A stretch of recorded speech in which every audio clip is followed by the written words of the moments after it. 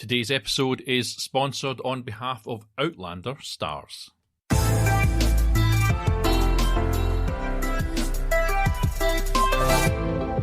Hello and welcome to Film Pro Productivity, the podcast that helps film professionals and other creative people to live a more focused, effective and happy life. My name is Carter Ferguson and this is episode 36, Crowdfunding Lessons Learned.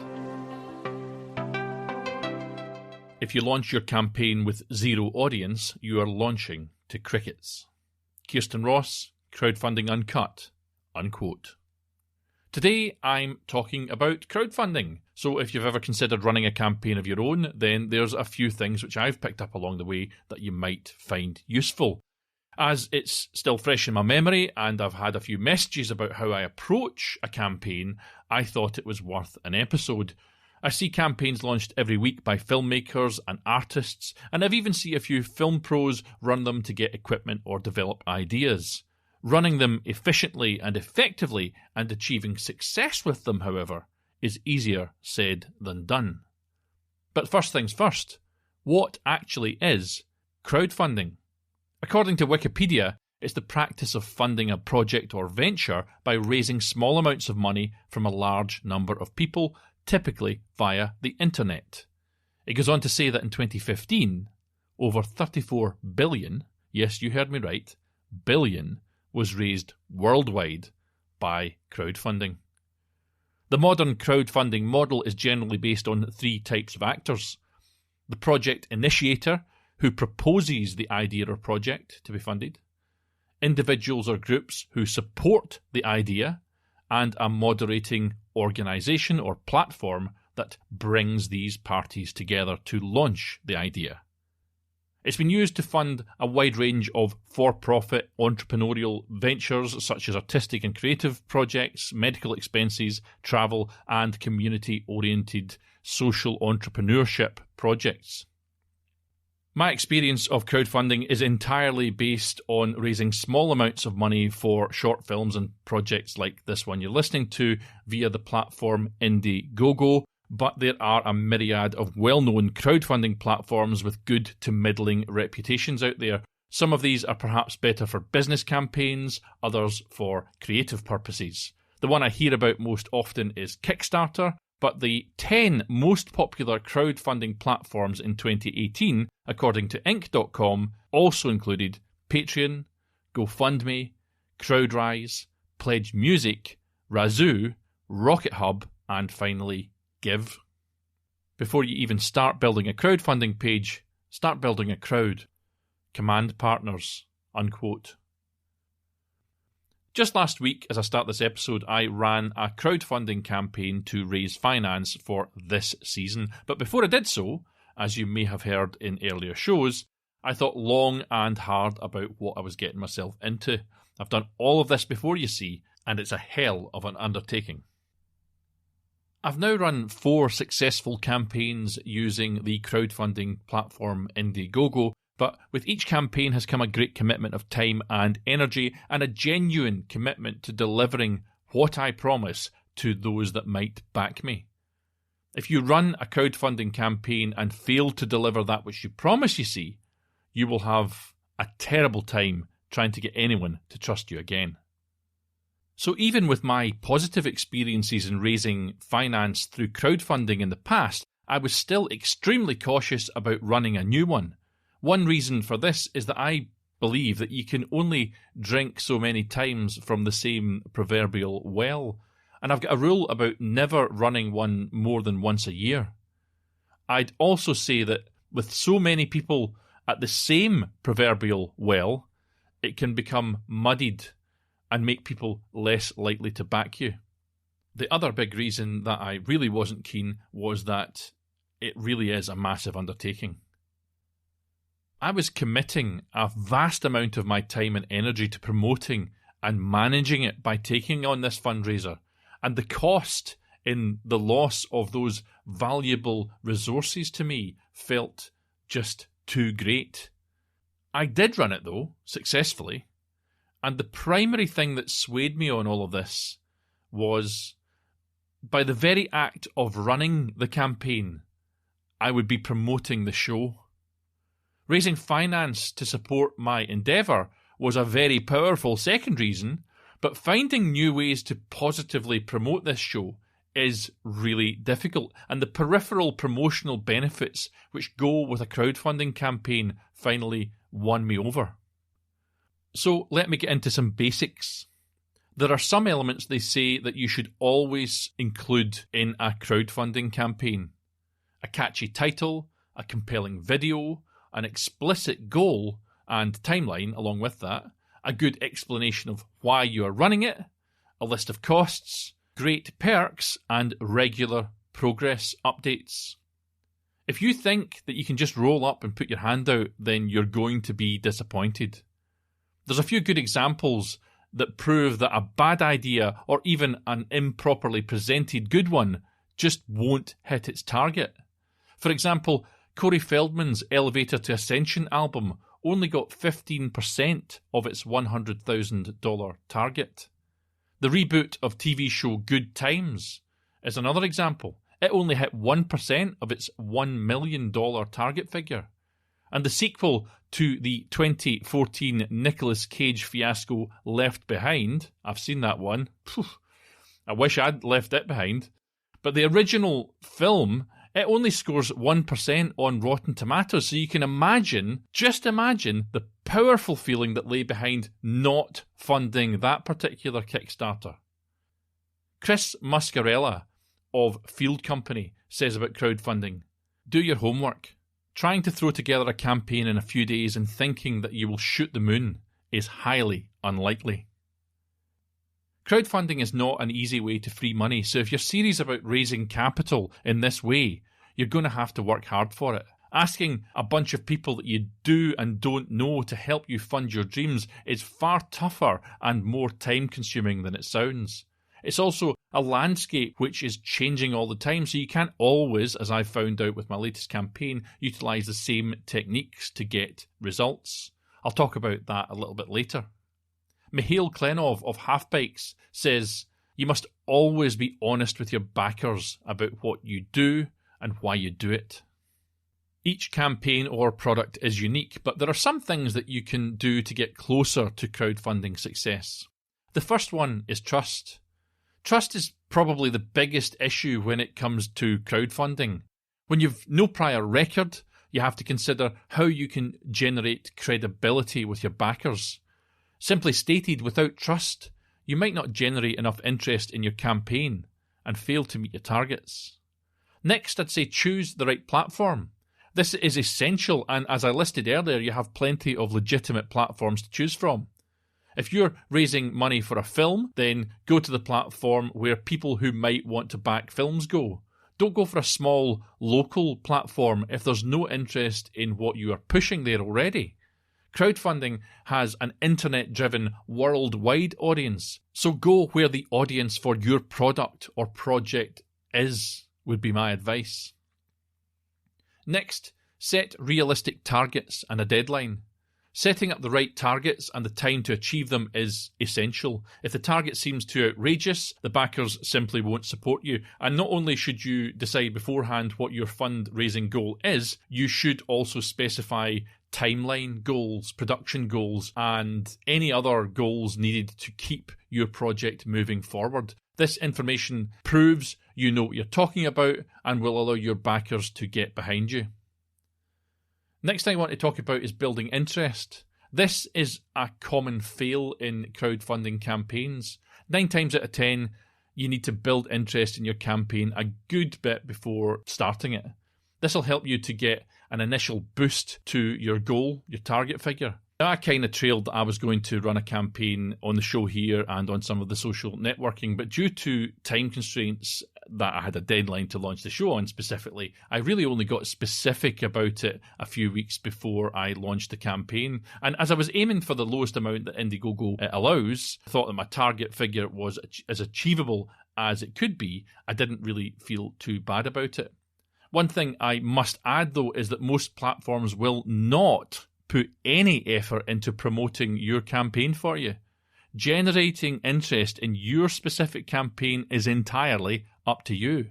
Although occasionally you may get a random backer passing through on the platform, you just can't rely on it.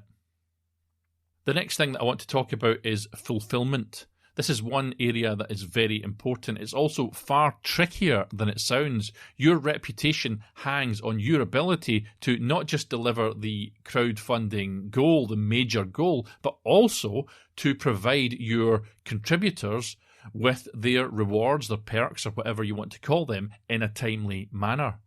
Some of the problems that are associated with fulfillment, though, include 1. Not budgeting for it, 2. Not budgeting for postage and packing, and 3, and this is one I've fallen down on, communication problems with your backers. I've had quite a few issues with the delivery of my perks for this campaign. I get my email addresses from Indiegogo as a download, but I made a bit of a rod for my own back by communicating with backers via Twitter and Facebook direct messaging, through the platform itself, and via 2 different email addresses. My situation was further complicated by receiving 3 messages through my website's contact page. And trying to collate and verify information from so many different sources was, and I've got to be honest, still is a nightmare. So if you can possibly get it together, encourage all of your backers to communicate to you through only 1 email address or 1 specific line of communication. If you do that, you'll make your life a lot easier, believe me. Next, before you even start your crowdfunding campaign, do your research. Find out everything you need to know about crowdfunding. Not only should you know how to run a successful campaign, you should be aware of all of the rules and regulations surrounding your funding source. And again, this is an area where I fell down a little on the last run. I'd calculated, going by the way I understood it, that 5% of the costs would be going to Indiegogo as their cut. But the reality was that I was losing percentages of the committed monies to credit card companies, and even a £25 surcharge at the end to cover the disbursement of funds from an American bank to a UK bank. Rather than the percentage of running costs for the campaign totalling 5% of the total, it ended up at 14% through my not quite understanding the fine print. Next up, you need to create marketing materials. This don't have to be physical, but like marketing materials to promote your campaign. Once you know who your target audience is and you've created high quality marketing materials aimed at them, you can personalize these materials to yourself and your message. And if you are wondering what is the most effective here, from my point of view, it's video. You must create video content with you personally right there on camera if you're going to be successful in raising finance. Your face will gain a backer's trust. If you don't appear on camera, it makes your backers, your potential backers, very uneasy. So you've got to get over your fear of cameras and get in front of one, or your efforts will fail. Just in regard to rewards, you have to make them, at least some of them, worthwhile. While you're not required to reward your backers, offering something in return for their support makes for a more successful campaign. Make sure that any reward you offer is worthwhile as well, because some will be happy with just a thank you, but try and ensure that at least one of your perks has value. I tried not to offer perks that involved postage and packing, so that my most valuable perk became the opportunity to sponsor an episode, and it really worked. Without that perk, in fact, I'd never have hit the target. Clay Herbert of Fund Your Dream says the best campaigns I have worked with tell a specific story to a specific group of people. So with that in mind, my next tip is get personal. That's why I say get in front of the camera and talk. When people feel that they know you, they'll feel more comfortable with and trust in your goals. Opening up about yourself and your situation is a great way to help your campaign see more success. Next thing is that you have to promote it. Once you've published your crowdfunding campaign, you have to start spreading the word about it. Share your campaign on social media. Share it with family and friends. If you've got an email list, fire it out to them. Share it on blogs and anywhere else that you can get it out there. The wider that you can reach, the more potential you have for investors to see it. Or the terminology is a bit weird here. I don't tend to say investors in my projects. They're more like backers or sponsors. But there are some of these crowdfunders where you can offer a perk that might see a percentage of a return to them. As I say, that's not the way I run things because I work very small, but my ways of working, I do believe, are scalable. I'm kind of getting distracted here. Let me just finish off by talking about communication. It's absolutely essential to talk to your backers throughout the entire process. This also helps you build trust. While you don't need to tell them every detail, be as open and transparent as possible. Don't just pitch to them or try to sell to them either. And as I say, I'm still having communication problems with my backers. I'm just not sure if emails are getting through to them. So somewhere along the line, possibly right up at the front, you might want to tell people how you plan to communicate with them as it unfolds. I'm genuinely having real problems communicating with those that have backed these shows. I've probably only been able to touch base with about 2/3 of them, and as yet I still haven't had responses from the kind of final third, and it's beginning to cause me a little bit of concern. So if you can avoid that by setting something up with them, making a deal to say all communications will come from this address, and you could probably put that right up front, and that might solve your problems. Now, with all of that advice given, here are a few tips on what not to do. Right. E-begging. E-begging. Yes, it's a thing. It's something I detest, and it's another reason that I think long and hard before running any crowdfunder. According to the UrbanDictionary.com, this is when some pretentious asshole, usually on YouTube, decides to solicit donations from his or her audience. Sometimes they try to hide their e-begging under the disguise of elaborate movie projects on sites like Indiegogo with laughable incentives like donate $100 and get your name in the credits. And the irony is that most of these YouTube movies cost only a fraction of the donations received. The e-beggar then pockets the rest of the profit and laughs all the way to the bank. E-begging preys on stupid people, but if you aren't a complete sheep, you won't be fooled by e-beggars. Next problem is exceeding your target. Yes, it happens, and it is a problem. I had considered what would happen if I exceeded the campaign total, and I implemented a minor strategy to deal with it. My stretch goal, though, was unspecific.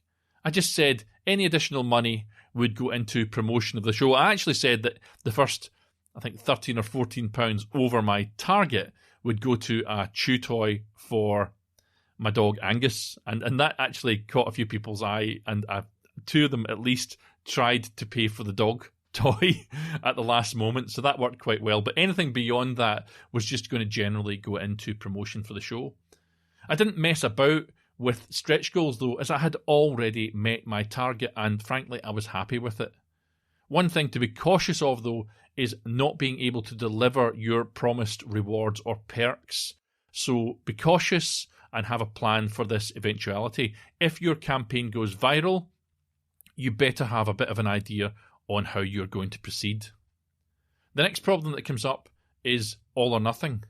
Some projects fail simply because their goal, their target figure, is just too high, and the fundraising platforms will not distribute any funds if you don't hit your target. Not all of them, just some of them. Many campaigns, therefore, raise a sizable amount, but get nothing because they didn't meet their funding goal. Be prepared. Do your research about this. Do not fall on this really obvious detail. Next thing I'd say is not giving yourself enough time. It's a problem. New crowdfunders fail to understand the process involved in crowdfunding and the need to build excitement and community before it launches. There is just not enough time during a campaign to do the outreach necessary for success. You need to build an audience and then launch a campaign. You will never have enough time to do it all at once. And I'm going to end this list of mistakes with one which is just as problematic. Too much time. Yep, that's what I'm saying. As I said earlier, running these campaigns is massively time-consuming. It soaks up all of your mental energy just dealing with it and pushing it forward. It is epically energy-absorbing. And your promotional content will be swallowed up with each and every day that you are committed to this campaign. Just as damaging to your efforts will be finding yourself chained 24/7 to a campaign that goes on forever, or even for a month. Some campaigns, I've seen filmmakers run campaigns for 3 months. They just die. They just fall apart. When I planned the campaign for this season, I deliberately set it at just 7 days, and even knowing that I was setting myself up for a tight deadline, which I might not hit, I went with it as I knew I could create and deliver the publicity and social media interaction required for that 7-day period. If I'd run it out for a month, I'd have needed a month of marketing materials and ideas. Running a shorter campaign for a realistic amount was for me the only option. Founder of Peak Design, Peter Dering, says, "Something we have done really well with our campaigns is that we are extremely transparent. We go to great lengths to create and justify our designs." Now, earlier on I mentioned that some things have changed as I've run on my several campaigns over the years. On this last campaign, I realised that the social networks are hobbling our ability to use them for promotion. For example, Twitter no longer previews anything you've uploaded to YouTube. You just get a link. It's far less appealing for someone to click on. It doesn't tell them anything. Instagram only shows its own content, and Facebook is hit and miss with its third-party previews. You may have to create content that has to be hosted separately on each one of the platforms that you're using, the social media platforms, to promote it. That didn't used to be a thing. I could effectively upload something to YouTube and post it on Facebook and Twitter, and it would play with no problems, and it would preview it with no problems. That no longer can happen. For the record, though, I've had a look at how these platforms can post video content which you've uploaded, and I've learned a few things about it which might be interesting. Instagram is limited to videos of 60 seconds only, but you can kind of get around this with Instagram TV, which shows a preview, and then if your potential backer clicks that preview, that would take them to a longer video, which I think goes up to 15, is it 15 minutes? It might actually be an hour. Also, Facebook limits its own videos to 15 minutes, which is pretty healthy. And Twitter allows videos of up to 2 minutes and 20 seconds per post. So if you're putting out video content to support your campaign, perhaps put out short 60-second videos so that the same content can be hosted on all 3 platforms. It's just an idea. I'd say the more video content I think that you've got, the better chance you've got at getting people interested in what you're doing. It seems to be a very powerful device in social media terms. Now, this has gone on quite a long time, but I'm going to wrap it up and just want to give one last piece of productivity advice to add to all that I've said already. I used a really simple hack with my first campaign, which ended up reaching, I think it was 156 or 152% of its target. That simple hack, was that I didn't start from scratch. I found similar campaigns on the platform that I was going to use, which had done well, and I worked up my content to be based on those samples. It's a hack that only goes so far, but it's one that works. So use someone else's campaign as a blueprint to build a new one of your own. One example that I include now in every campaign is the use of a pie chart to show where the funds are going to go. It's helpful to potential backers, and it's helpful for you, to be honest, in planning how you will be placing the funds when you raise them. But that wasn't my idea. If you plan to run a campaign, spy out a few that you like and which you think really work, and use those ones to inspire you. So thanks for listening today, and I'm really sorry it's been a longer episode than usual. I just want to remind you one more time that the primary reason that I eventually bit the bullet and ran the campaign for this season was not financial, but to raise the profile of this podcast. Crowdfunding is a powerful force, and for creative people, it's one which you should learn to harness and embrace. Your call to action this week is not to run a campaign, but to consider how it could help you to achieve your dreams. Let it open your mind to possibilities that you had not previously considered.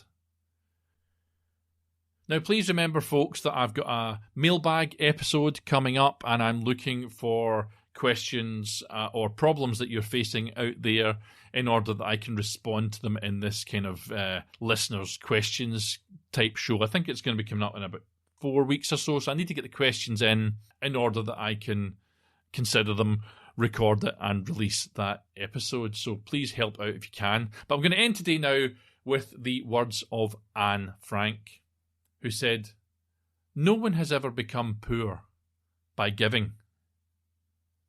Thanks to all of you who helped spread the word or backed my campaign for this season, and thank you all for listening here today. Now take control of your own destiny, keep on shooting, and join me next time on Film Pro Productivity.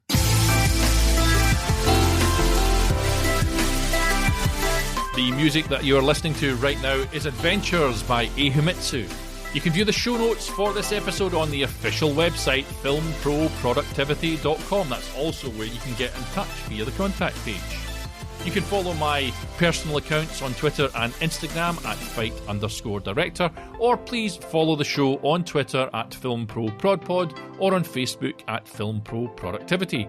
Please support this show by subscribing, spreading the word, and leaving an awesome review.